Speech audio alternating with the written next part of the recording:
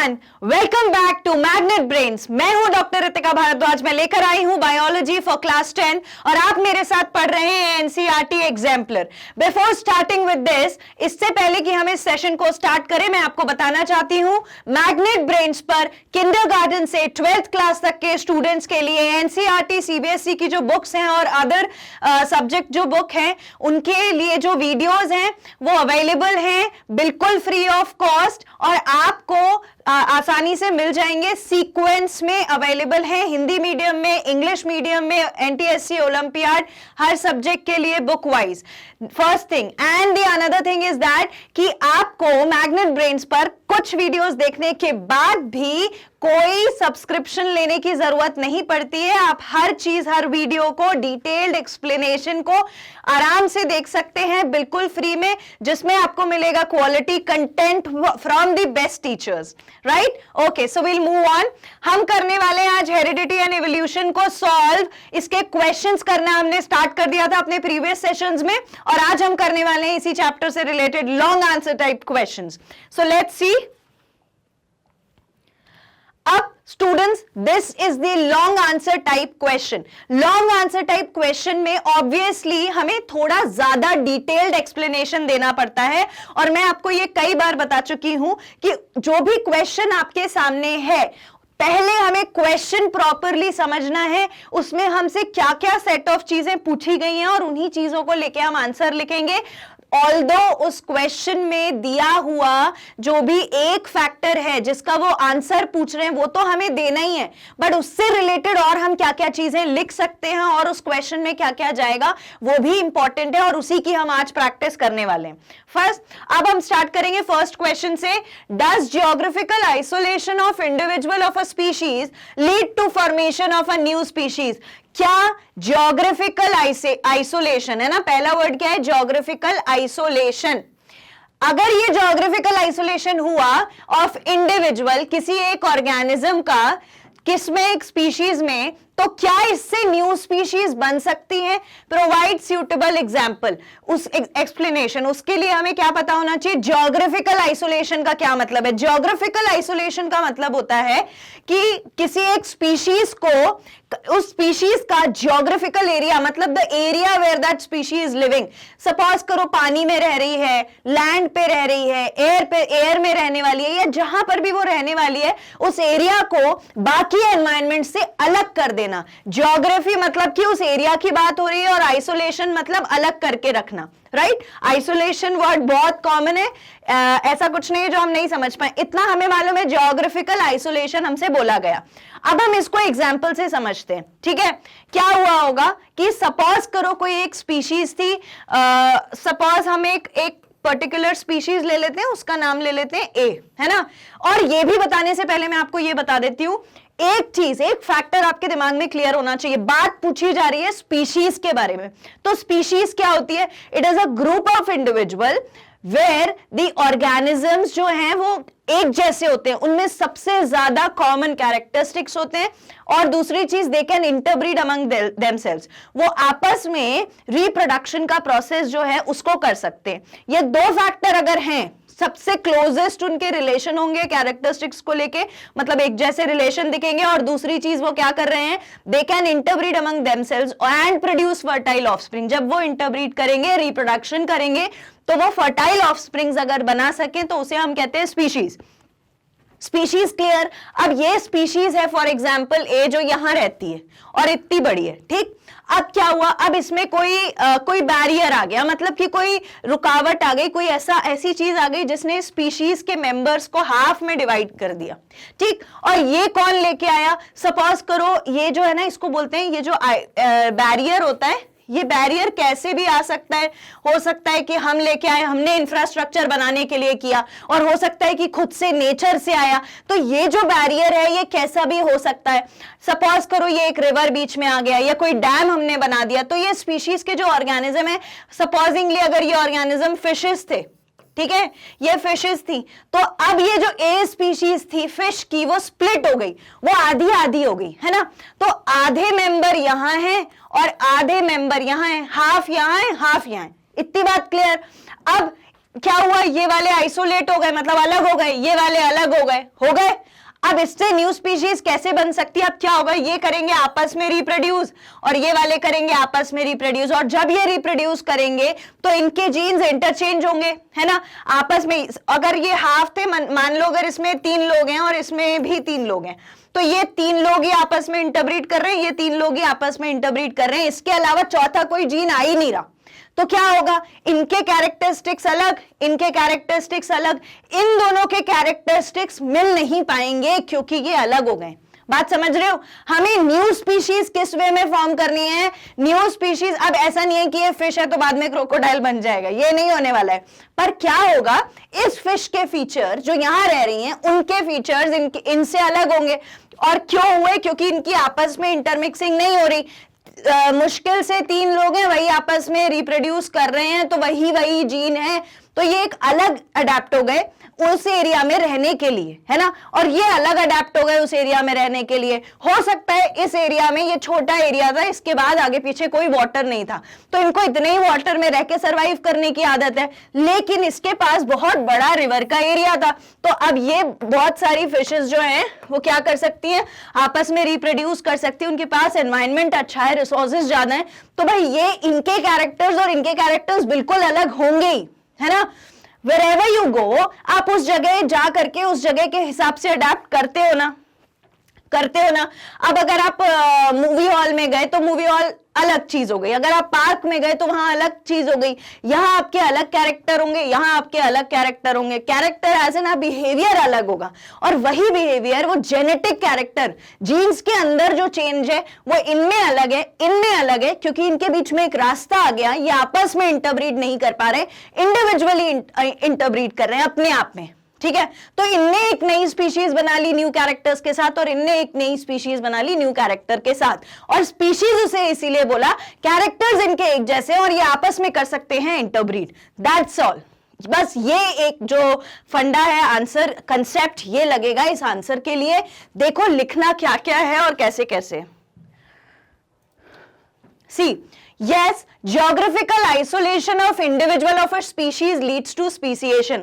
अगर geographical area, अगर वो एरिया को हम आइसोलेट कर दें, अलग रख दें, तो क्या होगा, इंडिविजुअल्स जो है स्पीशीज में दे लीड टू स्पीसिएशन, मतलब वो स्पीसिएशन मतलब कि वो न्यू स्पीशीज बना सकते हैं, they are capable of forming new species, पहली लाइन। दूसरी, splitting of existing species into 2 new species followed by their geographical isolation, मतलब एक स्पीशीज की जब स्प्लिटिंग हुई, जैसा हमने किया था, तो splitting of existing species into 2 new species अपन ने बनाई थी ना, एक स्पीशीज से स्प्लिट हो गई थी, 2 बन गई थी, followed by there geographical isolation. क्यों हुआ फॉलोड बाय, मतलब किसके बाद हुआ, ज्योग्राफिकल आइसोलेशन के बाद, जब वो रिवर या डैम बीच में आ गया। About reproductive brings about reproductive isolation। अगर ऐसा होता है तो reproductive isolation भी हो जाता है। मैडम reproductive isolation क्या है? मैंने अभी बताया, इस स्पीशीज के ऑर्गेनिज्म इस स्पीशीज के ऑर्गेनिजम्स के साथ आपस में रिप्रोड्यूस नहीं कर पाएंगे, क्योंकि बीच में एक डैम या रिवर, जिसे हम कहते हैं क्या, जिसे हम कहते हैं कि क्या आ गया था हमारे बीच में, that was isolation, geographical isolation आ गया था ना, बस वो आ गया था, तो ये दोनों आपस में इंटरब्रीड नहीं कर पाए, मतलब आपस में रिप्रोड्यूस नहीं कर पाए, उसको कहते हैं रिप्रोडक्टिव आइसोलेशन, मतलब जो उनका रिप्रोडक्शन का प्रोसेस है ना वो भी रुक गया। Next, population of a species gets separated into 2 groups by accumulation of genetic variations in them। अब ये 2 ग्रुप में स्प्लिट हो गए और दोनों में अपने अपने जेनेटिक वेरिएशन है, इसमें कुछ और जेनेटिक वेरिएशन है, इसमें कुछ और जेनेटिक वेरिएशन है। Next thing, these newly formed groups are then isolated by any geographical barrier। और ये जो नए ग्रुप्स बन गए ना, ये जो ग्रुप्स बन गए हैं नए, they are formed are then isolated by any geographical, और वो आइसोलेट क्यों हो गए, मतलब अलग अलग क्यों हो गए, एक ज्योग्राफिकल बैरियर की वजह से। इतनी बात समझ में आई, इतनी बात समझ में आई। क्या बात थी, पहली कि ज्योग्राफिकल आइसोलेशन हुआ तो नई स्पीशीज बनी, दूसरी एक स्पीशीज थी, पॉपुलेशन थी, वो बट गई, वो स्प्लिट हो गई, किसकी वजह से? एक नेचुरल बैरियर की वजह से, जिसको क्या बोलते हैं अपन? ज्योग्राफिकल आइसोलेशन हुआ। वो क्यों हुआ ज्योग्राफिकल आइसोलेशन? क्योंकि कोई नेचुरल चीज आ गई बीच में, जैसे कि रिवर या डैम आया था। अब जब ऐसा हुआ तो दो स्पीशीज अलग हो गई, दोनों स्पीशीज अलग हो गई, तो उनमें ज्योग्राफिकल आइसोलेशन मतलब जगह को लेकर आइसोलेशन तो हुआ ही हुआ, लेकिन उनके रिप्रोडक्शन के प्रोसेस को लेकर भी आइसोलेशन हो गया और वो आपस में रिप्रोड्यूस नहीं कर पा रही हैं। इसके बाद क्या? ये जो सेपरेटेड ग्रुप्स हैं इनमें जेनेटिक वेरिएशंस अलग अलग रह गए। यहां पे रिस्ट्रिक्टेड जेनेटिक वेरिएशन, इससे ज्यादा चेंज नहीं आ रहा है, यहां पे रिस्ट्रिक्टेड वेरिएशन, इससे ज्यादा चेंज नहीं आ रहा। इतनी बात क्लियर। नेक्स्ट चीज रिप्रोडक्टिव। अब यहां पर वापस से रिप्रोडक्टिव आइसोलेशन भी हमने बता दिया क्या है। Reproductive isolation is absence of interbreeding between members of different species. वो दोनों जो डिफरेंट स्पीशीज है उसके मेंबर्स आपस में इंटरब्रीड नहीं कर पा रहे, तो हमने कहा ये रिप्रोडक्टिव आइसोलेशन है। बिल्कुल हम समझ गए। Geographical barrier prevent interbreeding between the two groups, और वो जो बीच में डैम और रिवर आया था उसने ये प्रोसेस रोका था। This in turn causes isolation of gene pool of section of a population from rest। तो इससे क्या होगा? आइसोलेशन मतलब एक रुकाव आ जाएगा, है ना, आइसोलेट हो जाएगी, अलग हो जाएगी। कौन? Gene pool. जीन पूल होता है, जीन पूल क्या होता है? ध्यान से सुनना, है ना। जीन पूल होता है जब एक स्पीशीज है ना, उस स्पीशीज का जो जेनेटिक मटेरियल है ना, वो जो क्रोमोसोम्स और डीएनए ये सब जो है, उसमें क्या क्या पॉसिबल चेंजेस आ सकते हैं, कितने जीन्स हो सकते हैं। सपोजिंगली आई कलर अगर 4 हैं या 5 है, तो वो सारे आई कलर के जीन यहां हैं स्पीशीज में, तो हम उसको बोलेंगे ये एक जीन पूल है। पूल मतलब उस पूल के अंदर सब कुछ है, जितने अलग अलग कैरेक्टरिस्टिक्स हो सकते हैं ना, उन सबके जेनेटिक मटेरियल इस पूल के अंदर हैं। स्किन कलर जितने भी हो सकते थे, सबके जीन्स इस जीन पूल में है स्पीशीज के। मतलब अगर एक रूम में 10 लोगों की स्पीशीज है, तो उसके उन 10 लोगों में जितने भी अलग अलग ट्रेट्स होंगे ना, जितने भी अलग अलग कैरेक्टर्स होंगे किसी भी चीज को लेकर, वो मिला के बनाएंगे जीन पूल। जीन पूल क्या है? Diversity of genetic material present in a species. जितनी अलग अलग डाइवर्सिटी हो सकती है, वो सारे जीन एक स्पीशीज के मेंबर में अगर है तो वो है जीन पूल। ठीक। इसके बाद of section of population from rest inhibits gene flow. इससे क्या होगा? जीन फ्लो नहीं हो पाएगा। अगर जीन पूल आइसोलेट हो गया तो जीन फ्लो कैसे होगा? जीन तो वहीं रुक गए हैं, है ना, अब स्पीशीज से बाहर जा ही नहीं पा रहे, जीन फ्लो नहीं हो पा रहा। That is what it is saying. Spread of genes between population and thereby leads to formation of new species. और इसी तरीके से नई स्पीशीज बन जाती है, क्योंकि जो जीन पूल था वो रिस्ट्रिक्ट हो गया, कैरेक्टर आगे बढ़ नहीं पाए, तो ये हो गई आइसोलेशन। अब ये आगे ही नहीं बढ़ पा रहा, कोई नया वेरिएशन आ ही नहीं पा रहा, तो ये एक स्पीशीज बन गई। बाकी वो लोग तो अपना आगे जीन फ्लो करा रहे हैं, तो उनकी अलग स्पीशीज हो गई। ठीक है। Next question says bacteria have a simpler body design, body plan when compared with human beings. Bacteria की जो बॉडी डिजाइन है वो सिंपल होती है as compared to human beings. ठीक है। Does it mean that human beings are more evolved than bacteria? Provide a suitable example। मतलब question ये पूछ रहा है, क्वेश्चन ने आपसे ये बोला कि भाई ये है एक बैक्टीरिया। बैक्टीरिया कैसा होता है? नॉर्मल एक सेल होता है, उसके अंदर न्यूक्लियस होता है और फिर साइटोप्लाज्म होता है और उसमें फिर सेल ऑर्गेनेलीज होती हैं। ये हो गया तुम्हारा बैक्टीरिया।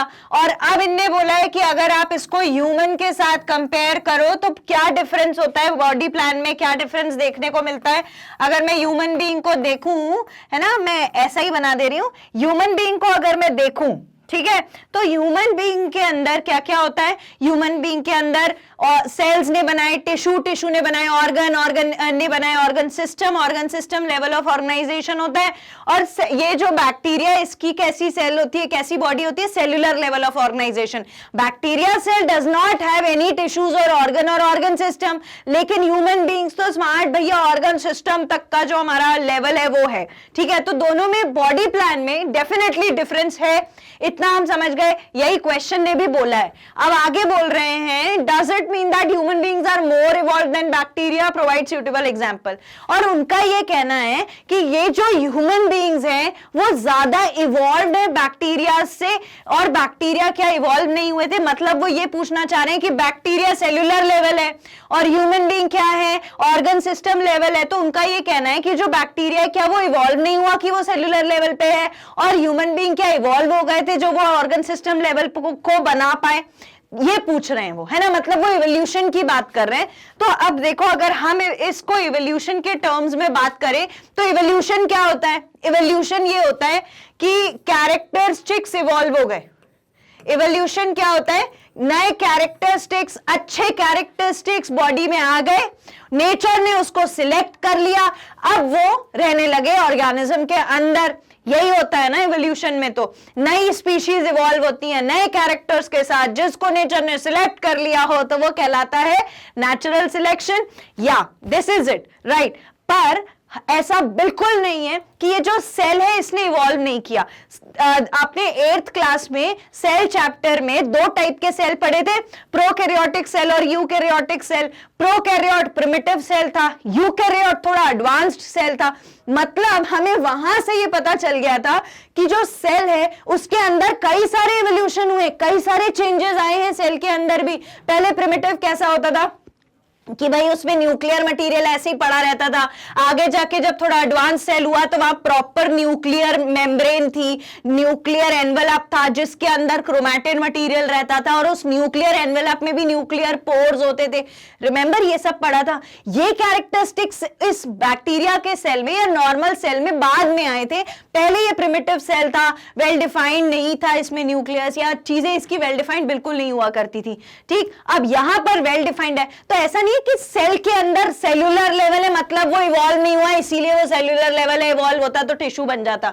नहीं, वो सेल्यूलर लेवल के अंदर भी बहुत सारे चेंजेस आए हैं, और ह्यूमन बीइंग्स के अंदर तो चेंजेस आए ही हैं, बहुत सारे चेंजेस आए। लेकिन इसमें बॉडी प्लान कैसा है ये देख के आप इवोल्यूशन के बारे में नहीं बता सकते हो। वो छोटे से छोटा सेल जिसका सिंपल बॉडी डिजाइन है, कुछ चेंजेस उसमें भी आए over the period of time, evolution उसके अंदर भी हुआ है।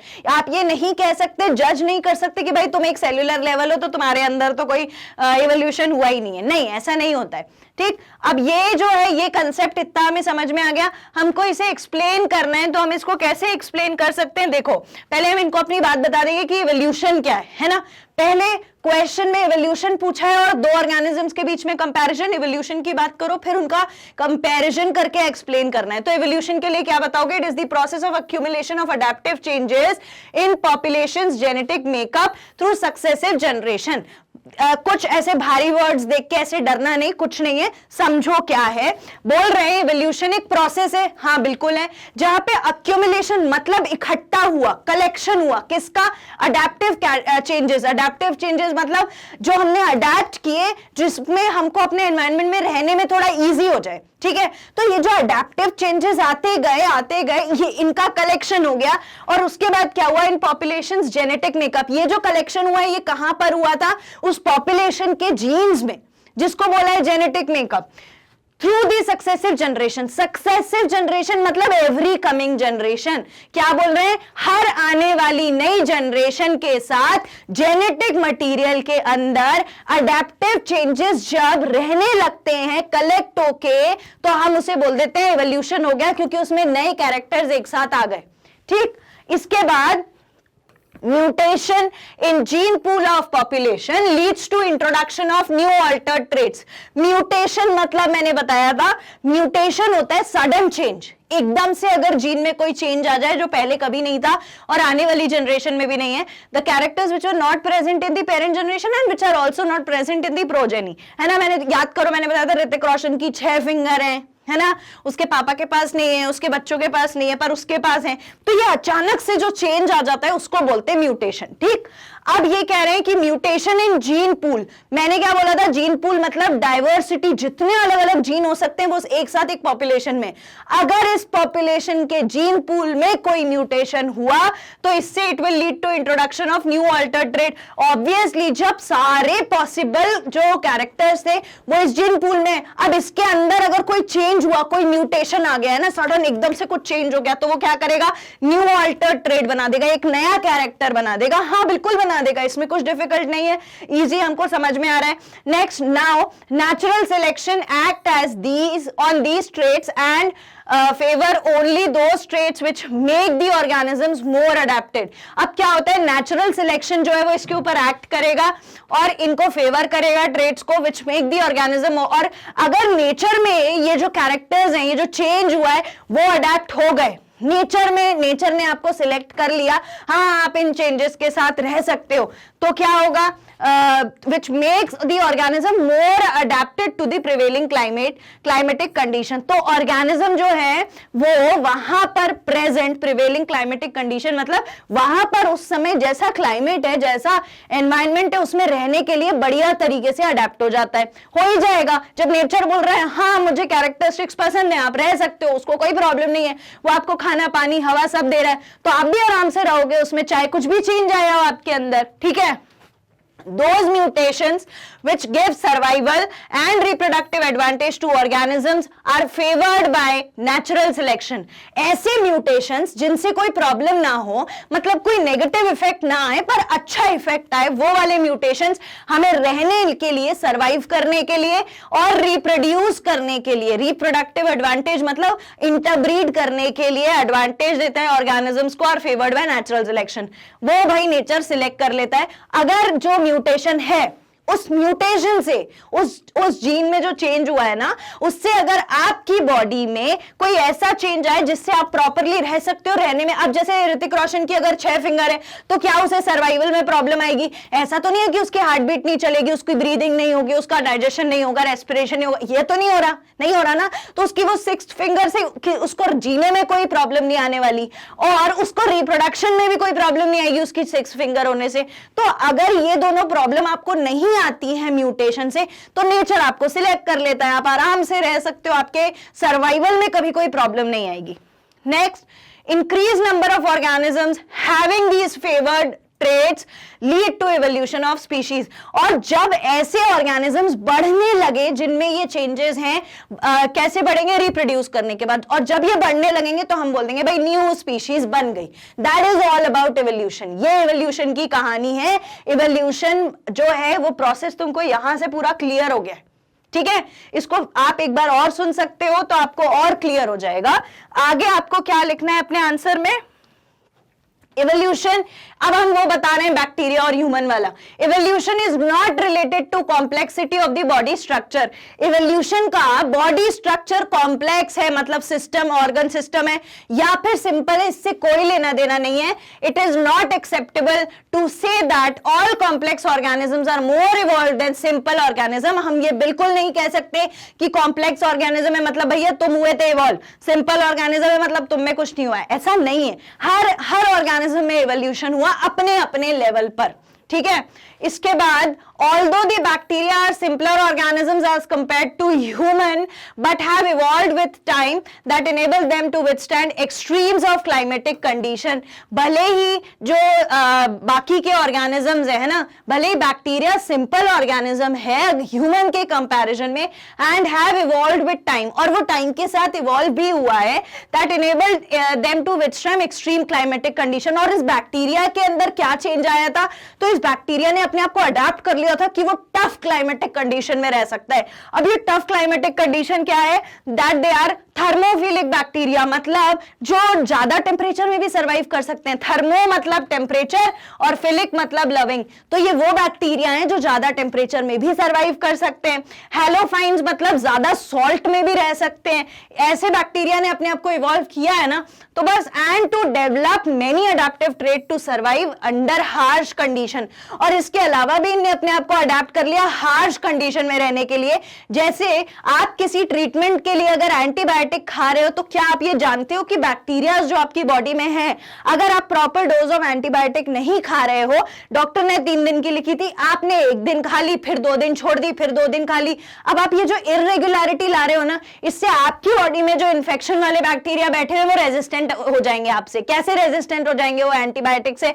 1 दिन एंटीबायोटिक आई, थोड़े से डर गए थे, एंटीबायोटिक वापस चली गई, इनकी कॉलोनी बढ़ गई, फिर आपने 2 दिन बाद वापस तबीयत खराब लग रही है, मैं फिर एंटीबायोटिक खा लेता हूं, फिर एंटीबायोटिक खा ली, फिर से ये जो ऑर्गेनिज्म अब ये बढ़ गए, अब इनके पास थोड़ी आप मेमोरी भी आ गई, पता है उनको कि कैसे लड़ना है, तो ये आपसे लड़ सकते हैं। इस तरीके से बैक्टीरिया जो वो है वो क्या हो जाता है, वो हो जाता है रेजिस्टेंट, एंटीबायोटिक रेजिस्टेंट हो गया, अब वो डर ही नहीं रहा एंटीबायोटिक से। इसलिए डोज हमेशा प्रॉपरली खाना चाहिए। और ये एक चेंज है बैक्टीरिया में कि वो एंटीबायोटिक रेजिस्टेंट भी हो सकता है। Thus, evolutionary process does not prove that bacteria being less evolved organism as compared to human। इसीलिए हम ये नहीं कह सकते कि जो evolutionary process है वो बैक्टीरिया में नहीं हुआ, या फिर evolutionary process does not prove bacteria being less evolved। evolutionary process ये बिल्कुल नहीं कह सकता कि बैक्टीरिया less evolved है और human being ज्यादा evolved है। That is all, that is the answer for this question।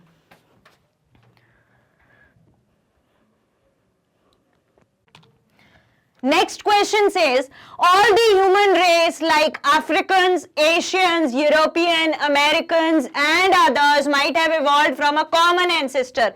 क्या सारे ह्यूमंस, चाहे वो अफ्रीकन हो, एशियन हो, यूरोपियन हो या कोई और सा ह्यूमन बीइंग हो, क्या लगता है कि वो एक ही एंसेस्टर से आए होंगे?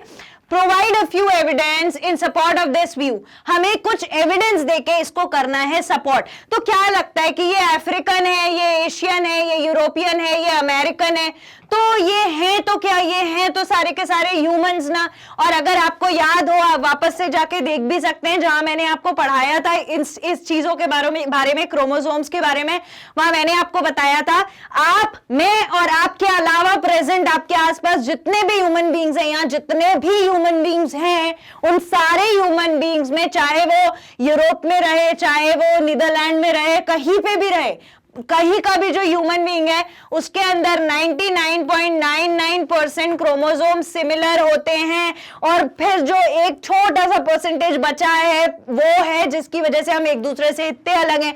तो मैडम ये इतने सिमिलर क्रोमोसोम क्यों हैं? अलग अलग होने चाहिए थे ना, हम तो सब अलग हैं। अरे भैया बिल्कुल अलग हो, और वो जो थोड़ा सा परसेंटेज बच्चा, एक छोटा सा परसेंटेज जो बचा है ना, क्या जो अलग है उसको हटा दो तो सारे सेम क्यों हैं? इसलिए है कि भाई आंख की जगह तुम्हारे भी आंखें, मेरे भी आंखें, इसके उसके सबकी आंखों की जगह आंखें हैं, लिप्स की जगह लिप्स हैं, हार्ट की जगह हार्ट है, लंग्स की जगह लंग्स है, किडनी की जगह किडनी है, पैनक्रियाज अपनी जगह पे, स्प्लीन अपनी जगह पे हैं, ब्लड सेल्स वैसे के वैसे ही हैं। थोड़ा बहुत जो चेंज होता है वो कुछ परसेंटेज की वजह से होता है।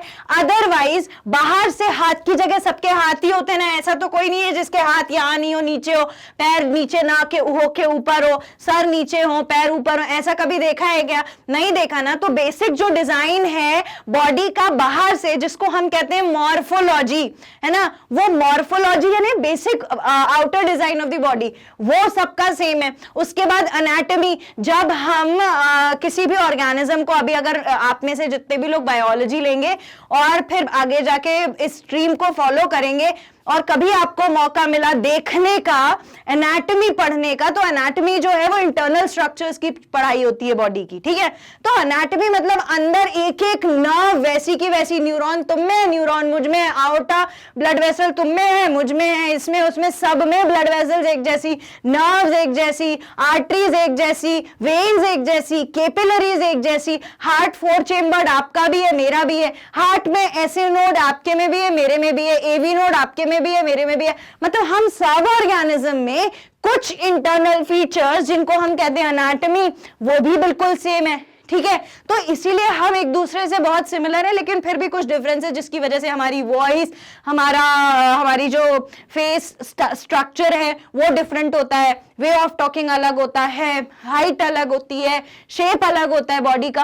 तो ये जो चीजें हैं वो थोड़ी सी अलग होती जरूर है, लेकिन उसके अलावा तो भाई मैक्सिमम नंबर ऑफ चीजें तो सेम ही है। तो हम कह सकते हैं अगर हम इनको कंपेयर करें तो इनमें तो वो तुम्हें सब मिल रहा है ना, जो मैंने तुम्हें अभी बताया, तो इनका तो तो कॉमन एंसेस्टर हो सकता है ना? यस, बिल्कुल हो सकता है। आइए देखते हैं आंसर कैसे लिखेंगे। सी, बॉडी प्लान, बॉडी कैसी है?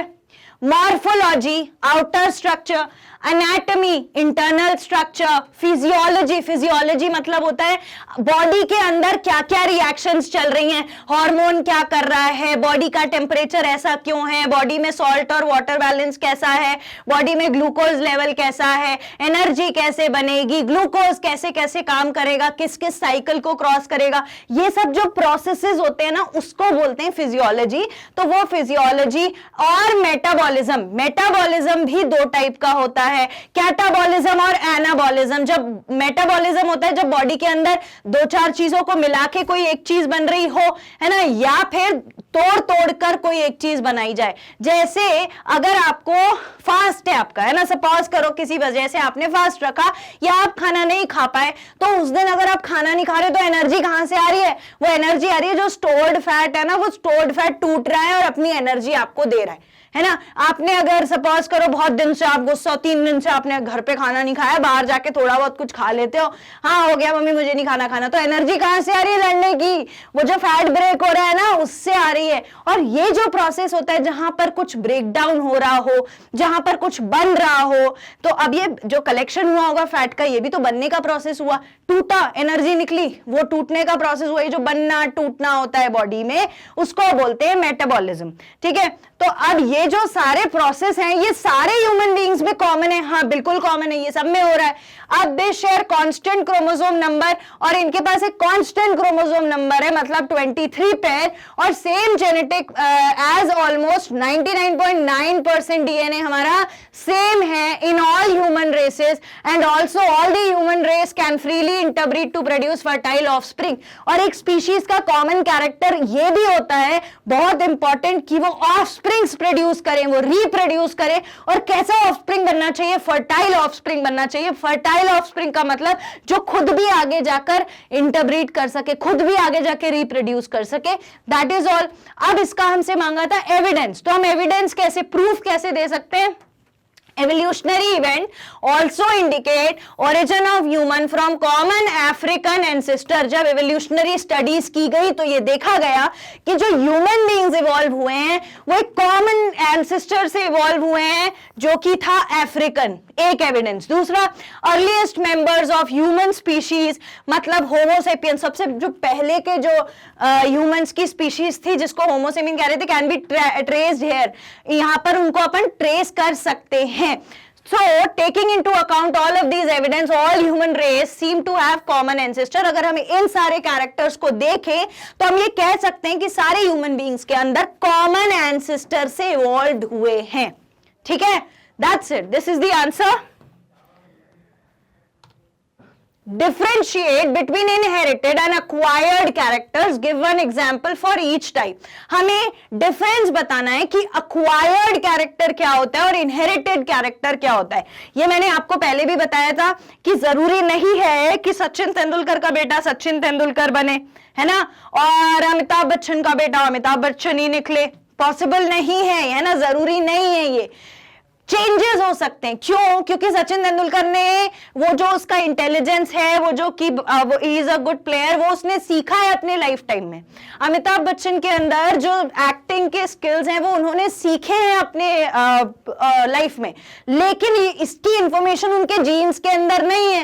और अगर कोई इंफॉर्मेशन आपके जीन्स के अंदर नहीं है तो वो पास ऑन नहीं हो सकती आपकी प्रोजेनी में। That is the answer. Acquired trait मतलब जो एक इंसान ने अपने लाइफ टाइम के दौरान सीखा है।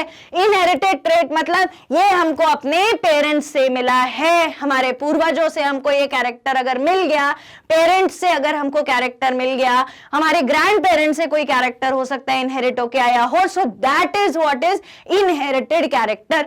तो इनहेरिटेड कैरेक्टर मैंने हमेशा से ये बात मेंशन करी है, कभी भी अगर आपसे ऐसी कोई चीज पूछा जाए एग्जाम्पल आपको देना चाहिए, और यहां पे एग्जाम्पल मांगा भी है।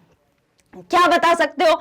जो इनहेरिटेड कैरेक्टर होते हैं ना, वो आई कलर इनहेरिटेड की है, आपने बिल्कुल अपने पेरेंट्स से ली होगी, हेयर कलर इनहेरिट किया होगा, स्किन कलर इनहेरिट किया होगा, ऐसे बहुत सारे आप एग्जांपल लिख सकते हो। लेकिन अक्वायर्ड कैरेक्टर मतलब किसी का इंटेलिजेंस, किसी का मैथ्स बहुत अच्छा है, आप में से किसी का बायोलॉजी बहुत अच्छा है, तो जितने आप जो मैथ्स जो अच्छा कर रहे हैं ना बेटा, वो आपने अपनी लाइफ में सीखा है, और आप में से जितने लोग बायोलॉजी अच्छा कर रहे हैं वो भी हमने अपनी लाइफ में सीखा है। It is all about the interest, जो आपने प्रैक्टिस कर करके उसमें इंटेलिजेंस पाया है। तो वो इंटेलिजेंस, कोई हो सकता है आप में से साइकिलिंग अच्छी करता होगा, तो वो साइकिलिंग आपका कौन सा है? एक्वायर्ड ट्रेट है।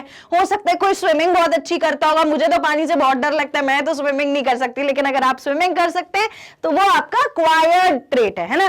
These are the differences between the acquired and inherited trait. आप प्रॉपरली इसको कॉलम बना करके आंसर में लिखिए, और आखिरी में आप मेंशन करेंगे एग्जांपल्स क्या क्या हो सकते हैं। Now see the answer.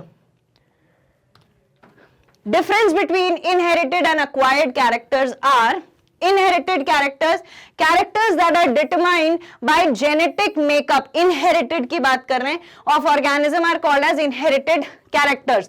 अगर कोई कैरेक्टर डिटरमाइन हो रहा है, मतलब जाना जाता है जेनेटिक मेकअप से, जीन्स के अंदर अगर कोई कैरेक्टर इंफॉर्मेशन है जीन्स के अंदर, तो हम उसे बोलेंगे वो इनहेरिटेड कैरेक्टर है। जबकि एक्वायर्ड कैरेक्टर क्या है? Character that are determined by environmental factors, जो एनवायरमेंटल फैक्टर की वजह से आए हैं और जेनेटिक मेकअप के साथ कोई रोल प्ले नहीं करते हैं, तो उसको हम बोलते हैं कि आप एक्वायर्ड कैरेक्टर हो। दूसरी चीज और क्या लिख सकते हैं? These characters are passed from parents to offspring during the process of reproduction. ये पास ऑन हो जाते हैं पेरेंट्स से ऑफस्प्रिंग में, इनहेरिटेड कैरेक्टर, लेकिन एक्वायर्ड वाला नहीं जाएगा। These characters remain confined to individual only and are never passed from parents to offspring। ये कभी पेरेंट्स से ऑफस्प्रिंग में नहीं जाता। और क्या लिख सकते हैं अपन? Any change in genetic makeup, अगर कोई जेनेटिक मेकअप में चेंज आया ऑर्गेनिज्म के, तो it also alters the inherited character. अब देखो, अगर म्यूटेशन हो गया, सडन चेंज हो गया, डिलीट हो गया, भाई वो जीन ही डिलीट हो गया, तो कोई चेंज देखने को मिलेगा बॉडी में। तो ये जो हमारे इनहेरिटेड कैरेक्टर है ना, इनमें चेंज भी हो सकता है, ठीक है, लेकिन any change in genetic makeup of organism does not alter these character. आपके जीन में कोई भी चेंज हो, आपका इंटेलिजेंस जो आपने अपने लाइफ टाइम में एक्वायर किया है वो कभी चेंज नहीं होगा, क्योंकि उसकी जीन्स के ऊपर कोई जेनेटिक मेकअप नहीं होती, कोई इंफॉर्मेशन नहीं होती, ठीक है। एग्जाम्पल, आई कलर, सीड कलर जो हमने पी प्लांट यानी पिसम टाइम में पढ़ा था, और हाइट, कुछ फैक्टर्स हैं जो एग्जाम्पल हैं। यहां पर swimming, knowledge, cycling are the examples for acquired traits. That's it. We'll move on to the next question. Give reason why acquired characters are not inherited. आपको क्या लगता है कि जो कैरेक्टर्स आपने acquire किए वो inherit क्यों नहीं हुए? वो क्यों inherit नहीं हुए? अगर आप बहुत अच्छा मैथ सॉल्व कर रहे हो, या आपके पेरेंट्स मैथ्स में बहुत अच्छे हैं, या आपके पेरेंट्स बायोलॉजी में बहुत अच्छे हैं, या हो सकता है ये दोनों ही सब्जेक्ट उनके ना हो, जिनका मैथ्स अच्छा है, जरूरी नहीं है कि अगर आप उनके डॉटर हो, आप उनके सन हो, तो आपका भी अच्छा होगा मैथ्स। वो उनने अपने लाइफ टाइम में एक्वायर किया है, ठीक है। और अगर इन दोनों ही स्ट्रीम से आपके पेरेंट्स नहीं हैं, तो भी आप इन स्ट्रीम में आके बहुत अच्छे इंजीनियर, बहुत अच्छे डॉक्टर बन सकते हो, because it has nothing to do with the parents, है ना। आपके पेरेंट्स ने क्या पढ़ा, आपने क्या पढ़ा, ये आपका अपने लाइफ टाइम का अक्वायर किया हुआ कैरेक्टर है। इसकी जीन्स के ऊपर कोई इंफॉर्मेशन नहीं है। हो सकता है वो पेंटिंग अच्छी करें, आप ना करो, हो सकता है आप बहुत अच्छी पेंटिंग करो लेकिन पेरेंट्स अच्छी पेंटिंग ना करते हो। तो क्यों है ऐसा? क्योंकि ये जो पेंटिंग है, ये जो मैथ्स है, ये जो बायोलॉजी है ना, और ये जो कॉमर्स है, सीए है, इन सब की इंफॉर्मेशन लिखी हुई नहीं होती जीन्स के ऊपर कि भैया अच्छा मेरे को, मैं डॉक्टर हूं तो फिर है ना, अब मेरे जीन्स में लिखा हुआ है तो अब जो प्रोजेनी आएगी वो भी डॉक्टर आनी चाहिए, ये कहीं नहीं लिखा है ना। तो ये क्योंकि ये इंफॉर्मेशन हमारे जीन्स के अंदर नहीं है, इसीलिए ये पास ऑन नहीं होती। These are not passed on because they are not present, this information is not present in our genetic makeup. That is the answer. Let's check.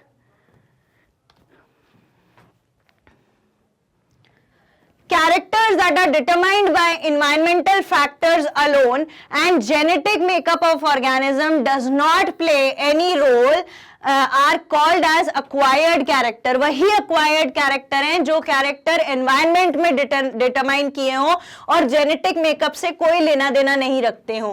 These characters are developed during life time of an organism. ये characters जो हैं वो आपके life time में develop होते हैं आपके अंदर, आप खुद उसे डेवलप करते हो।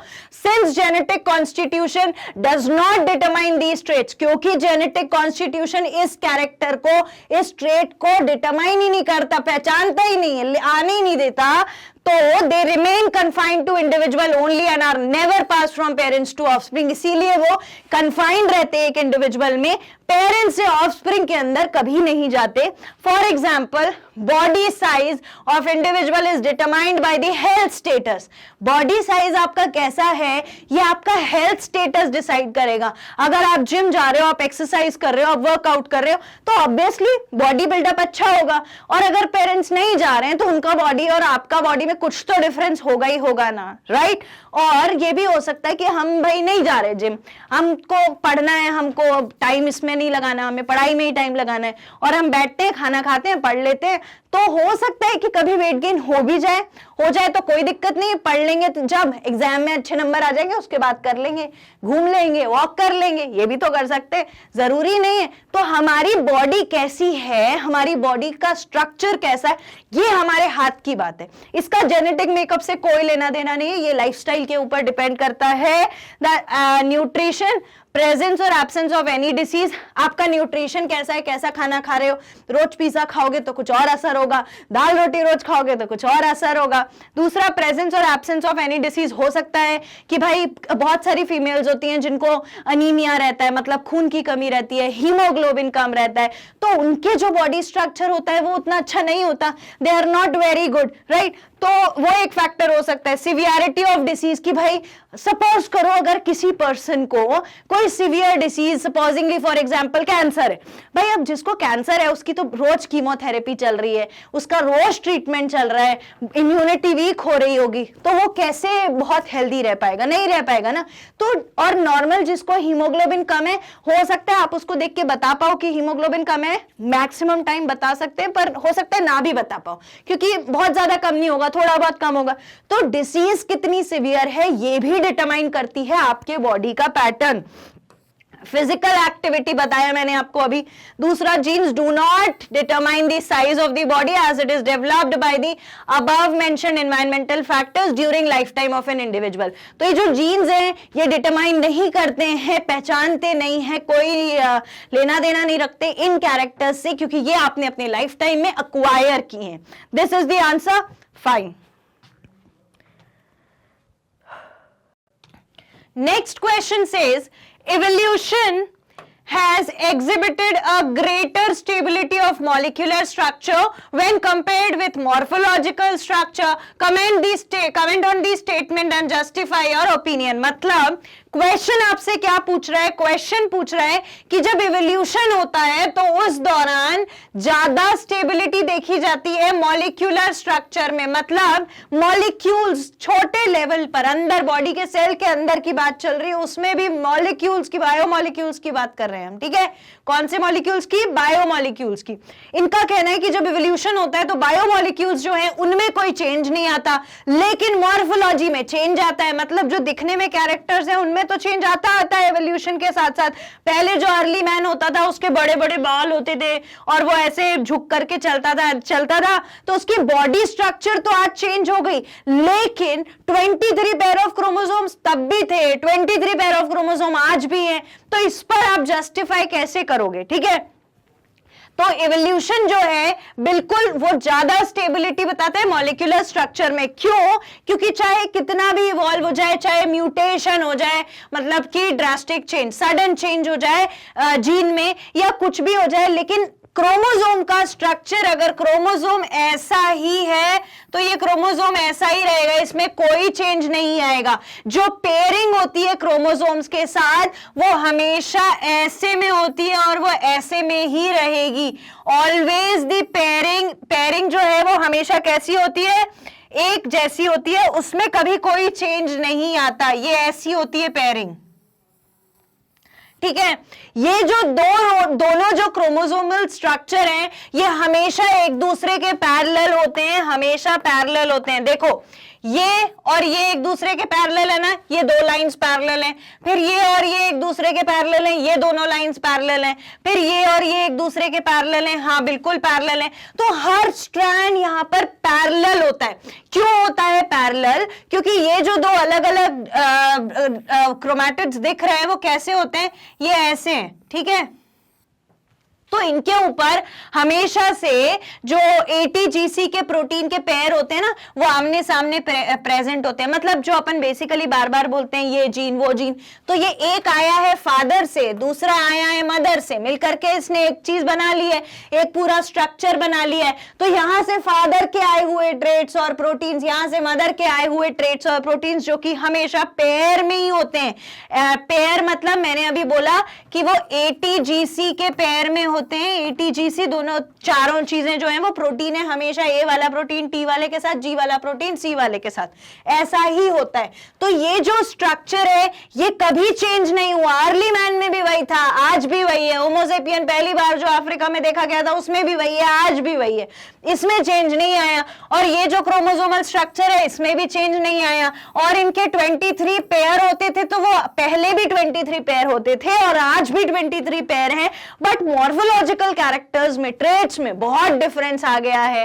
राइट। तो इसीलिए जो इवोल्यूशन मॉलिक्यूल की बात करते हैं तो उसमें बहुत हद तक चेंजेस नहीं देखे जाते, वो स्टेबल होता है, इसीलिए उसे कहते हैं वो स्टेबल है। और जो मॉर्फोलॉजिकल कैरेक्टर्स हैं वो स्टेबल नहीं होते, वो इवॉल्व होते रहते हैं। देखो आंसर क्या लिखना है,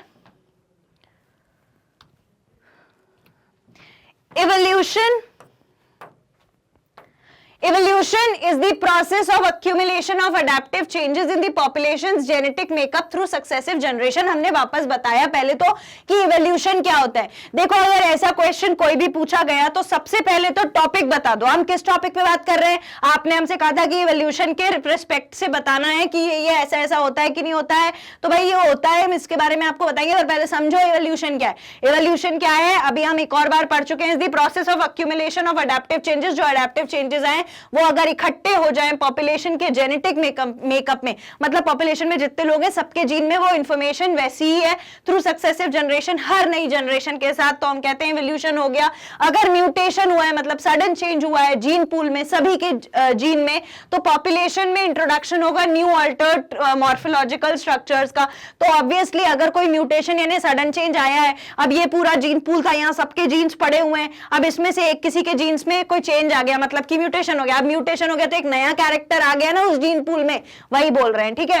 नाउ नेचुरल सिलेक्शन जो है it acts on modified structure. अब जो नेचुरल सिलेक्शन है वो इन नए कैरेक्टर्स पर एक्ट करेगा and favour only those which make the organism more adapted to the prevailing climatic conditions। और फिर सिर्फ उन ऑर्गेनिजम्स को, उन कैरेक्टर्स को रखेगा जो एनवायरनमेंट में बहुत अच्छे से अडेप्ट हो सकते हैं। Therefore passage of time, with passage of time evolution leads to change in morphology of organism। इसीलिए जैसे जैसे टाइम निकलता है वैसे वैसे evolution के थ्रू मॉर्फोलॉजी जो है वो चेंज होती है to impart them survival and reproductive advantage, ताकि वो सर्वाइव कर सकें और रिप्रोडक्शन कर सकें, तो उन्हें वो एडवांटेज गेन हो।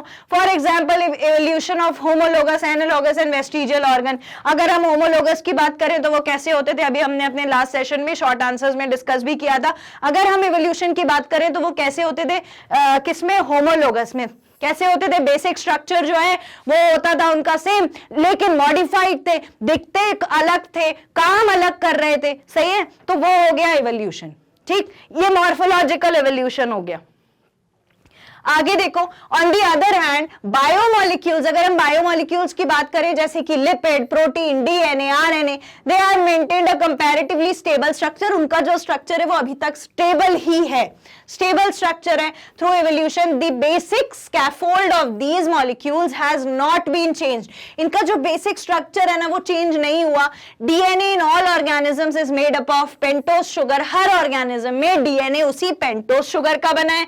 फॉस्फेट पॉइंट हेटेरोजेनिटी और नाइट्रोजनस बेसिस, ये तीन चीजों को मिला के बनाए। ऑर्गेनिजम्स डिफर ओनली इन, अब ये बिल्कुल कंफ्यूज मत होना, ये जो पेंटोस, फॉस्फेट और नाइट्रोजन बोला है, डीएनए इन्हीं तीनों चीजों से बनता है। ये बेसिक चीजें जो मिलकर के डीऑक्सीराइबोन्यूक्लिक एसिड बनाते हैं, ठीक है।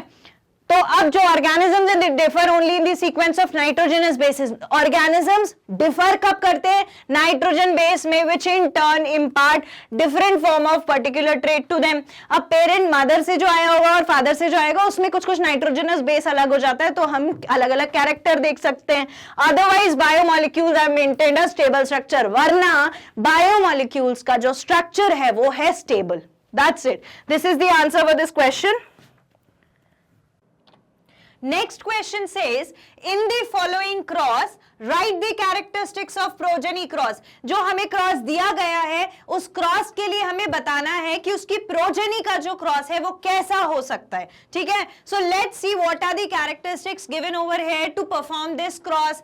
अब क्या क्या दिया हुआ है? पहला ए जो ऑप्शन है उसमें हमें दिया हुआ है capital are, that is the dominant character. Capital है मतलब डोमिनेंट कैरेक्टर है, तो ये जो डोमिनेंट कैरेक्टर है वो बताता है कि जो सीड है वो कैसा होगा, राउंड होगा। उसके बाद कैपिटल वाई जो क्या बताता है, again a dominant character which shows the colour of the seed and it tells की कलर जो है वो येलो कलर का होगा। नेक्स्ट फिर से हमको सेम कैरेक्टर दिया हुआ है, कैपिटल आर, कैपिटल वाई, मतलब ये जो क्रॉस है इसमें दोनों पेरेंट्स से राउंड और येलो ही मिलने वाला है सीड को। अब इनकी प्रोजेनी कैसे होगी? तो अब एक चीज समझो, इसको वैसे तो हम क्रॉस बनाकर भी देख सकते हैं, लेकिन ये बहुत बहुत लड्डू क्वेश्चन है, बहुत इजी क्वेश्चन है। क्यों? क्योंकि हमें सामने दिख रहा है कि इसमें कोई दूसरा कैरेक्टर तो है ही नहीं, कोई रेसेसिव कैरेक्टर तो है ही नहीं। पेरेंट्स से भी सेम डोमिनेंट कैरेक्टर आए, दोनों पेरेंट्स से, मदर से भी और फादर से भी, और जब दोनों से एक जैसे कैरेक्टर्स आए तो प्रोजेनी में कैसे कैरेक्टर्स होंगे? प्रोजेनी में भी सिमिलर कैरेक्टर्स होंगे। That is there is no other character apart from these. तो यहां पर जो कैरेक्टर बनेगा वो भी आर वाई बनेगा, मतलब वो भी राउंड होगा और येलो सीड होगा, राउंड और येलो सीड होगा इसमें भी, right? Okay, now see the next question. Capital R, capital Y, फिर कैपिटल आर, कैपिटल वाई, यानी यहां पर राउंड येलो और राउंड येलो सीड है, लेकिन ये सिचुएशन ऊपर की सिचुएशन से बिल्कुल अलग हो जाती है। क्यों अलग हो जाती है? क्योंकि इसके पास एक ही कैरेक्टर के दो ट्रेट है ना, जो कलर है, जो सीड है वो कैरेक्टर है, और इसमें दोनों टाइप के हैं, राउंड और येलो भी है और राउंड और येलो भी है। लेकिन ये जो दिख रहा है ना, ये क्या लिखा है? ये फिनोटाइप लिखा है। फिनोटाइप मतलब फिजिकल कैरेक्टर, जो दिखने वाला है, और ऊपर क्या लिखा है? ये जीनोटाइप लिखा है, मतलब नक्शा कैसा होगा, बिल्डिंग ऐसी है और नक्शा ऐसा है। कुछ तो चेंज है, वो चेंज क्या है? प्रेजेंस ऑफ रेसेसिव कैरेक्टर, जो आप क्लियरली देख पा रहे हैं यहां पर स्मॉल आर वाई, ये दोनों बताते हैं कि हमारे पास रेसेसिव कैरेक्टर भी है इस क्रॉस में। तो अब हमें इसमें वापस से क्रॉस बनाना होगा, और जब हम इसका क्रॉस बनाएंगे तो हमें गैमीट फॉर्मेशन करके क्रॉस बनाना है, उसे हम बना के देखते हैं। आइए, now see what do we have? We have capital R, capital Y from one parent, ये एक पेरेंट से आया है, और उसके बाद हमारे पास वापस से कैपिटल R, कैपिटल Y एक दूसरे पेरेंट से आया है, सही है? तो दिख ये रहा है कि ये जो बनाएगा, ये बनाएगा राउंड और येलो कलर का सीड, और ये जो बनाएगा, ये बनाएगा राउंड और येलो कलर का सीड। मैडम ऐसा क्यों हुआ? क्योंकि उसमें जो डोमिनेंट कैरेक्टर्स थे वही दिखे। इतनी बात तो समझ में आ गई, लेकिन यहां पर स्मॉल आर और स्मॉल वाई मतलब रेसेसिव कैरेक्टर यानी कि रिंकल्ड और ग्रीन का भी प्रेजेंट है। अब जब इनका क्रॉस होगा तो प्रोजेनी कैसी बनेगी, और जब इनका क्रॉस होगा होगा तो पहले होगा गैमीट फॉर्मेशन, पहले गैमीट फॉर्मेशन होगा ना। इस चीज को नहीं भूलना है जल्दबाजी में कि हम कभी भी अगर ऐसा क्रॉस बना रहे हैं तो गैमीट पर ध्यान देना बहुत जरूरी है। पिछली बार हमने ऐसा क्यों नहीं किया था, क्योंकि सब एक जैसे कैरेक्टर्स थे, तो हमने इसीलिए उसको देख के बता दिया, वहां पे कोई कंपटीशन ही नहीं है ना, दूसरा कोई है ही नहीं। पर यहां पर क्या होगा, यहां बनेंगे गैमीट्स, और वो गैमीट्स कैसे बनेंगे, एक बार हो सकता है ये गैमीट बनाओ, ठीक है, फिर एक बार हो सकता है ये गैमीट बनाओ, बिल्कुल हो सकता है, फिर हो सकता है कि ये गैमीट बना, फिर हो सकता है कि ये गैमीट बना, सही है। Capital R capital Y, capital R small Y, small R capital Y, small R small Y, ठीक है। तो ये 4 टाइप के गैमीट्स जो हैं ये मदर में भी बनेंगे और फादर में भी बनेंगे। सिमिलर गैमीट्स मदर में, सिमिलर गैमीट्स फादर में, बिल्कुल बन गए। अब देखो, अब अपन क्या कर सकते हैं, अब अपन इनका क्रॉस बना के देखते हैं। ये जो गैमीट्स हैं ये दोनों पेरेंट्स से आते हैं, तो हमारा क्रॉस कैसा बनेगा, हमारा क्रॉस बनेगा capital R capital Y, capital R small Y, small R capital Y, small R small Y, from one parent and from another parent. अभी के लिए मैं इसको इरेज कर देती हूं, ठीक है, और मैं इसे आपके लिए यहां लिख देती हूं so that you can see. अब क्या होगा, अब फिर से capital R capital Y, capital R small Y, small R capital Y, small R small Y, इतना दिख रहा है। अब क्रॉस बनाते हैं इसका, ठीक है। तो क्रॉस कैसा बनेगा, दोनों में कैपिटल आर और कैपिटल वाई आ गया, बिल्कुल आ गया। फिर क्या हुआ, यहां पे कैपिटल आर और कैपिटल आर और कैपिटल वाई और एक स्मॉल वाई, ठीक है। दूसरी बार capital R small R capital Y capital Y capital R small R capital Y small Y, है ना। मतलब यहां पर हर कैरेक्टर के पास कौन है, कैपिटल आर कैपिटल वाई। अच्छे से देख लो, हर कैरेक्टर के पास कैपिटल आर कैपिटल वाई है। मतलब हर क्रॉस जो बना है, हर प्रोजेनी जो बनी है उसमें है डोमिनेंट कैरेक्टर, दिख रहा है हमको, उसमें डोमिनेंट कैरेक्टर है। मतलब ये सब कैसे होंगे, ये सब होंगे राउंड और येलो, ठीक है। अभी हमको सारे राउंड और येलो दिख गए। अब नेक्स्ट वाला क्रॉस देखो, नेक्स्ट वाले क्रॉस को मैं दूसरे कलर के पेन से बना देती हूं। कैपिटल आर, ठीक है, अब और इजीली दिखेगा। कैपिटल आर दोनों में, capital Y small Y, capital R दोनों में, स्मॉल वाई, फिर capital R capital Y small Y, capital R small R and small Y. यहां पे कुछ अलग प्रोजेनी दिख रही है, हाँ बिल्कुल दिख रही है, लेकिन अभी अपने पास बाकी पूरी प्रोजेनी बनाना बाकी है, ठीक है। अभी हमको इसमें कौन कौन से कैरेक्टर दिख रहे हैं, देखो इसमें हमको कैपिटल आर कैपिटल वाई दिख रहा है। मतलब ये क्या है, ये है कौन सा, राउंड और येलो, जो हमें पहले दिख रहा था डोमिनेंट कैरेक्टर प्रेजेंट है। ये राउंड और रिंकल्ड होगा, ये कौन सा होगा, राउंड और रिंकल्ड, सॉरी राउंड और ग्रीन होगा, राउंड और ग्रीन होगा, ठीक है। क्यों ग्रीन होगा, क्योंकि ये वाई जो है ना ये येलो कलर का है, तो यहाँ पे येलो कलर नहीं है, रेसेसिव कलर है, मतलब ग्रीन कलर, तो राउंड और ग्रीन, है ना, ये अलग हो गया। फिर यहाँ पे कैपिटल आर कैपिटल वाई है, तो मतलब ये है राउंड और येलो। कैपिटल आर मतलब राउंड, स्मॉल वाई मतलब रिंकल्ड, राउंड और रिंकल्ड 2 बार, और बाकी सारे पहले की तरह राउंड और येलो।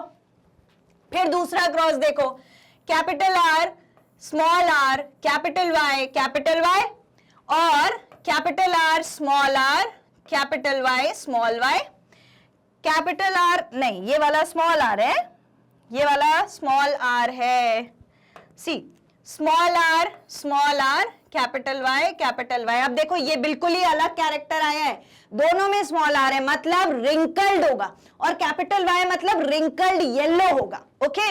अब देखो आगे, small R capital Y small Y, ये भी रिंकल्ड और येलो कलर का होगा, तो ये भी 2 नए कैरेक्टर दिख गए। अभी अपन काउंट करेंगे कितने, है ना।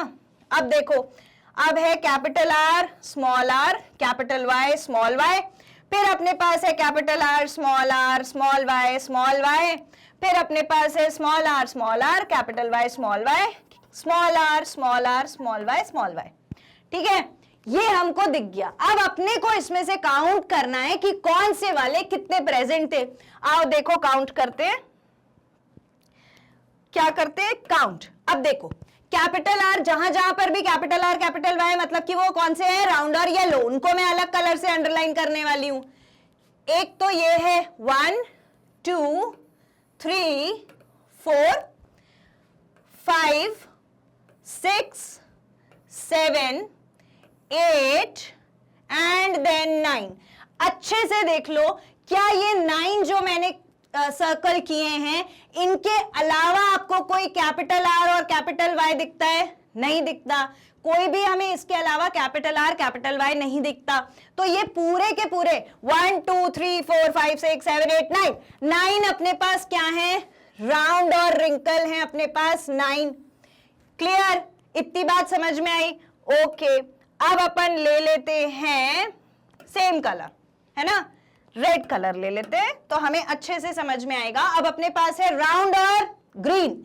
राउंड और ग्रीन कितने, 1 2 3, 3 राउंड और green, 3 we have round and green.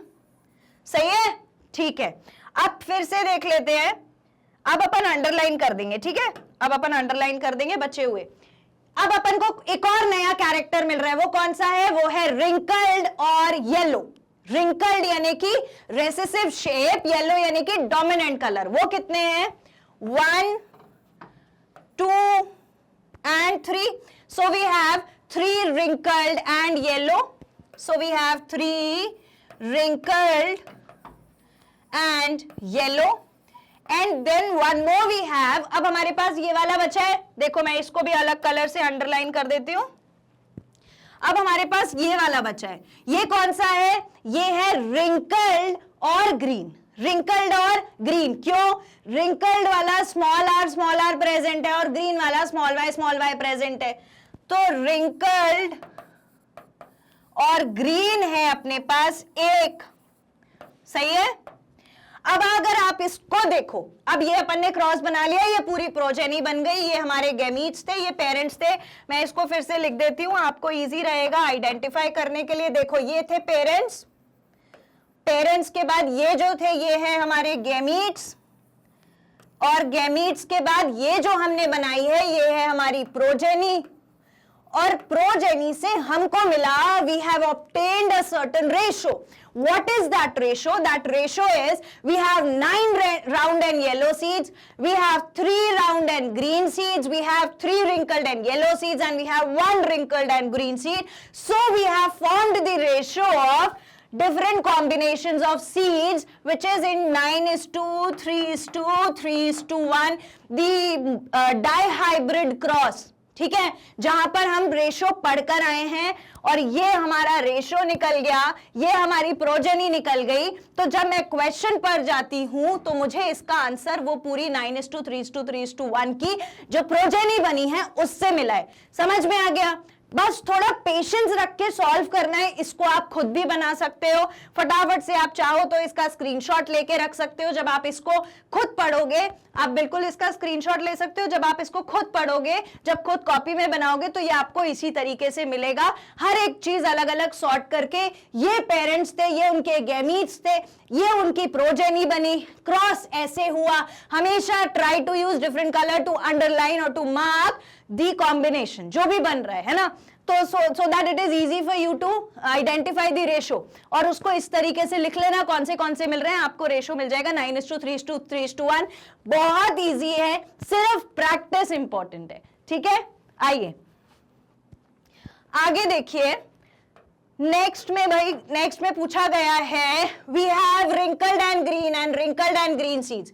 अब इसको तो हम यहीं से बता सकते हैं, जब कोई दूसरा कैरेक्टर ही नहीं है, दोनों रेसेसिव कैरेक्टर हैं, तो आने वाली प्रोजेनी जो है वो भी रेसेसिव कैरेक्टर की बनेगी, मतलब बनेगी रिंकल्ड एंड ग्रीन, राइट, वो बनेगी रिंकल्ड एंड ग्रीन। नेक्स्ट देखो, राउंड और येलो और रिंकल्ड और ग्रीन है, तो इसकी प्रोजेनी कैसी बनेगी?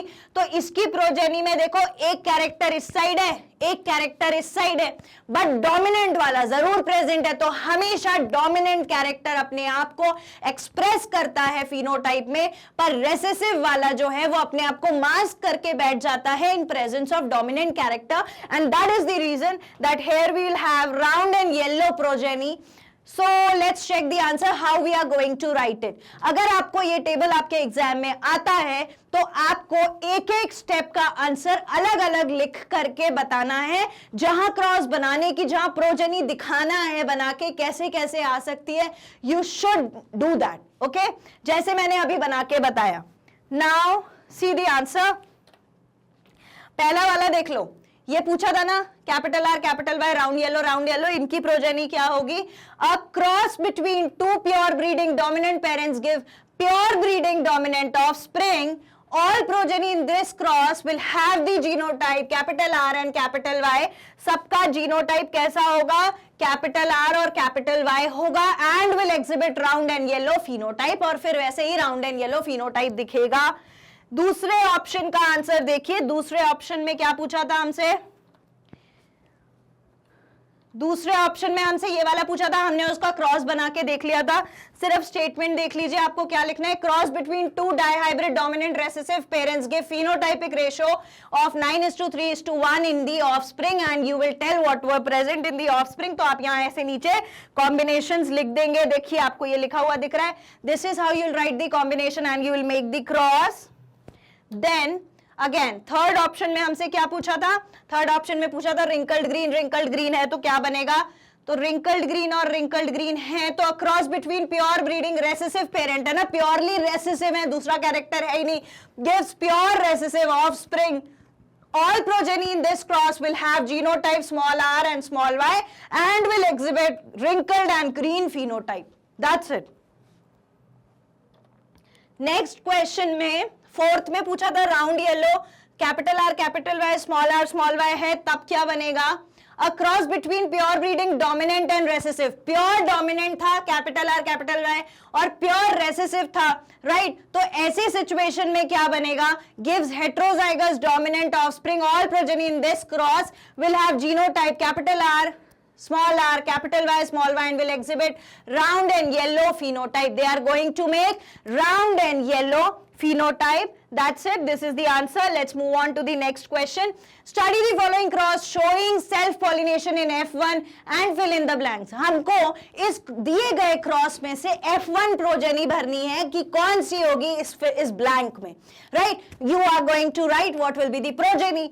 अब भाई यही जो हम वहां पर क्रॉस बना के आए वैसा ही क्रॉस हमको यहां पर भी बनाना है, लेकिन कंसेप्ट लेके कि फर्स्ट फिलियल जनरेशन का क्रॉस कैसा होता है. जब मेंडल का हमने एक्सपेरिमेंट पढ़ा था तो हमने मोनो हाइब्रिड भी पढ़ा, हमने डाई हाइब्रिड भी पढ़ा, फर्स्ट फिलियल जनरेशन भी पढ़ी, सेकंड फिलियल जनरेशन भी पढ़ी. उसमें से हमें बताना है कि ये दिए गए क्रॉस में जो है रिंकल्ड और राउंड और येलो और रिंकल्ड और ग्रीन का जो कैरेक्टर था, जीनोटाइप था, उससे F1 प्रोजेनी कौन सी बनेगी?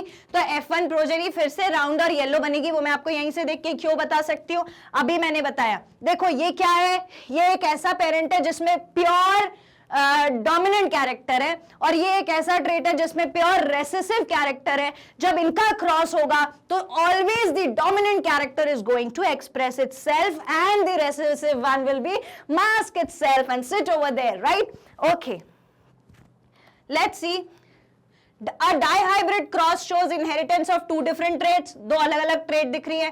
Cross between two pure breeding dominant and recessive. Pure breeding dominant, pure breeding recessive थे. Gives heterozygous condition. Heterozygous मतलब जहां पर एक recessive भी present है, एक dominant भी present है. इन दोनों को अगर एक ही जगह रख दिया जाए तो वह heterozygous कहलाता है. मतलब two different alleles of same characters.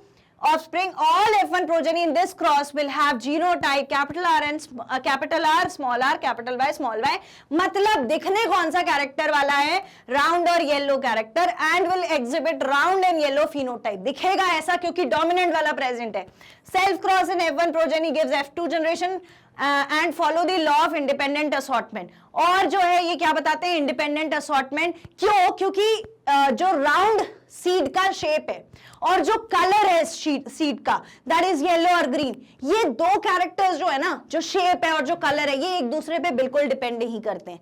It only depends on the type of the gene present over there, whether it is dominant और it is recessive. Okay fine. Next question says in question 44, what are the combinations of characters in F2 progeny? What are their ratio? F2 progeny में जो combination बनेगा उसका ratio क्या होगा? तो अब देखो, अब एक चीज समझो, अपन पिछले क्वेश्चन पे जाएं तो इनकी प्रोजेनी बनी ये प्रोजेनी बनी ना. अब इसमें दोनों कैरेक्टर प्रेजेंट है, रेसेसिव भी प्रेजेंट है और डोमिनेंट भी प्रेजेंट है. अब इसके फिर से बनेंगे गैमीट्स और फिर से बनेगा क्रॉस. तो आपको इसका आंसर कैसे है लिखना, आपको इसका आंसर बिल्कुल इसी तरीके से एक्सप्लेन करना है जो हमने अभी थोड़ी देर पहले किया था. देखो यही पेरेंट्स थे वहां पे भी, ये these were the parents over there. इन्हीं पेरेंट्स के बन गए गैमीट्स, गैमीट्स की बन गई प्रोजेनी, प्रोजेनी का बन गया डिफरेंट फॉर्म्स की किस कलर और शेप के हो सकते हैं और उसका बन गया ratio. That is the thing.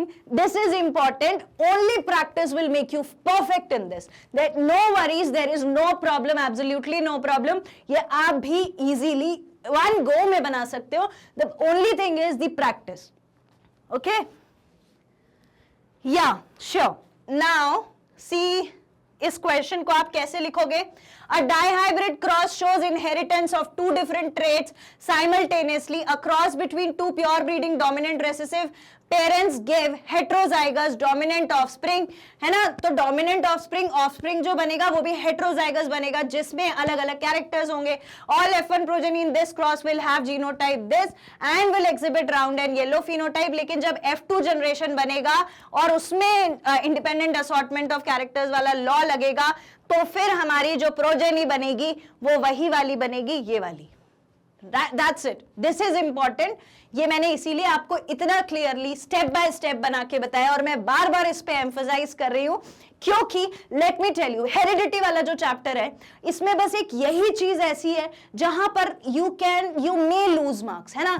ये जो क्रॉस वाला है, बाकी हमने बहुत अच्छे से रेसेसिव क्या होता है, डोमिनेंट क्या होता है वो पढ़ा है और हमने मेंडल सर के जो लॉस थे वो पढ़े हैं और मेंडल सर ने पी प्लांट को क्यों चूज किया वो पढ़ा है. पिसम सटाइवम कहते हैं, XYZ हेरिडिटी से रिलेटेड हमने हर चीज पढ़ी है, वो हमने याद कर लिया, वो हमने समझ लिया, उसकी हमने इतनी प्रैक्टिस कर ली है. Now the thing where you can get stuck, जहां पर आप थोड़ा सा उलझ सकते हैं वो क्या है, क्रॉस बनाना. और वो भी हमने इतना क्लियरली बना लिया है, but still you need to make it once and you can tell me in the comments if you need any help regarding this.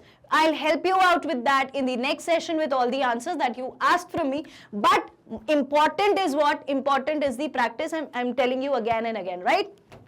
Okay.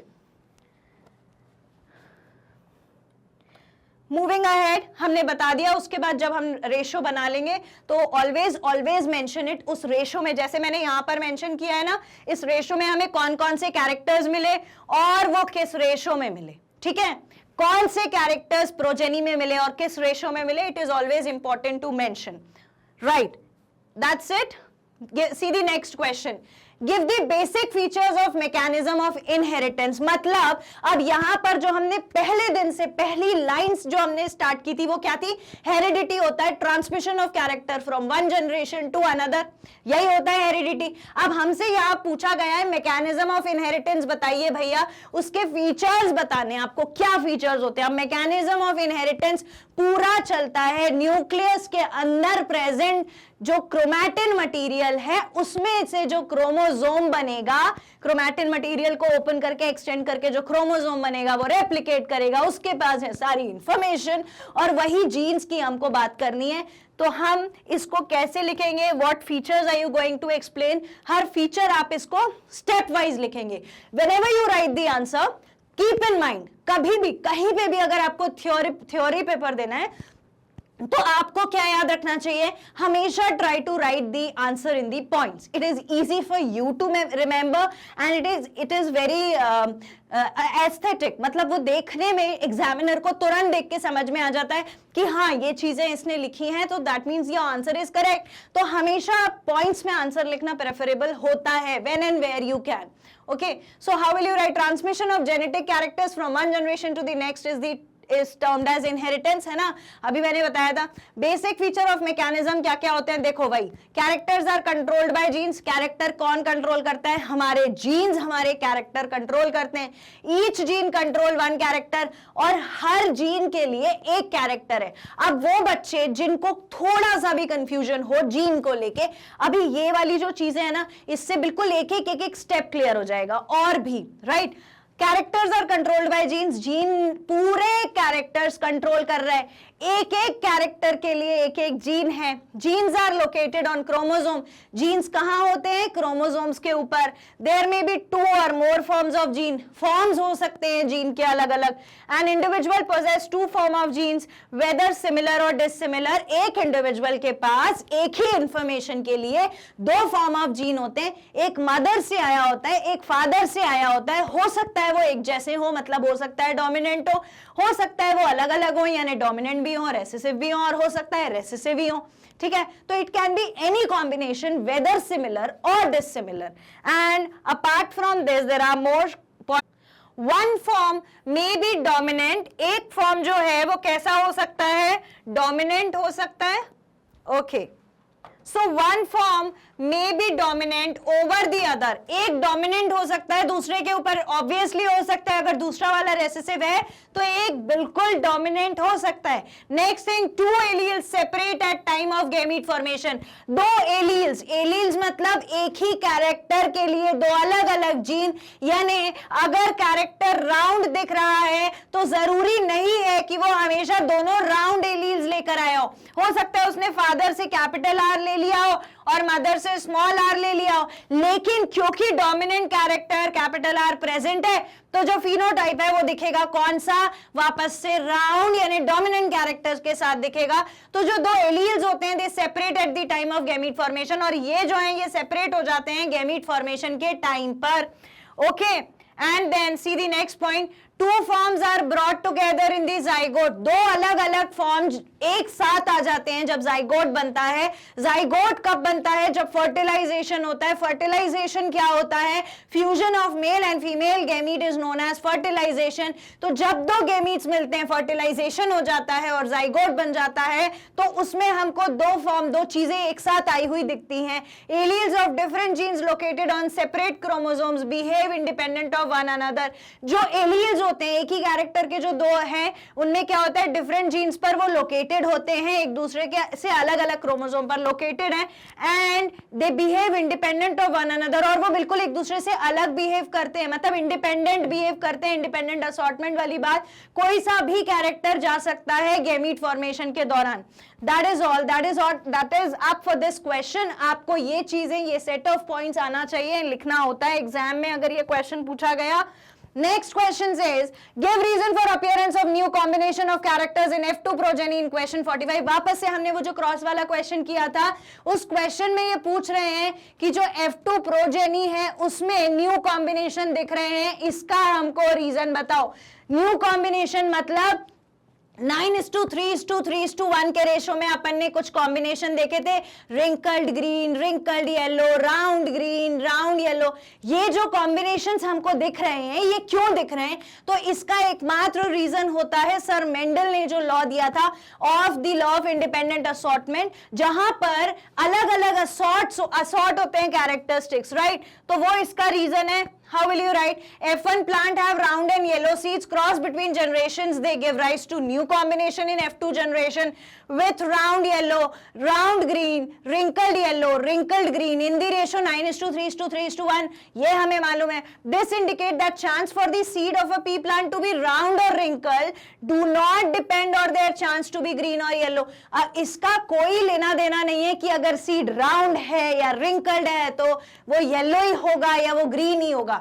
ये दो अलग अलग चीजें हैं, एक शेप है दूसरा कलर है, तो ये जो दो अलग अलग चीजें हैं ये एक दूसरे पे डिपेंड नहीं करती हैं. Each pair of allele is independent of the other pair. This is known as principle of independent assortment. That is all for this question and the long answer session for the topic heredity and evolution.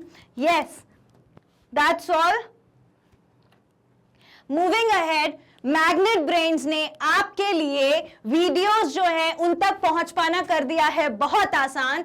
आपको क्या करना है, YouTube के अलावा भी अगर आप search करना चाहते हैं तो आपको टाइप करना है www.magnetbrains.com, जिसमें इस तरीके का एक विंडो आपके लिए ओपन होगा और उसमें आप सिलेक्ट कर सकते हैं कि आप कौन से कोर्स को पढ़ना चाहते हैं.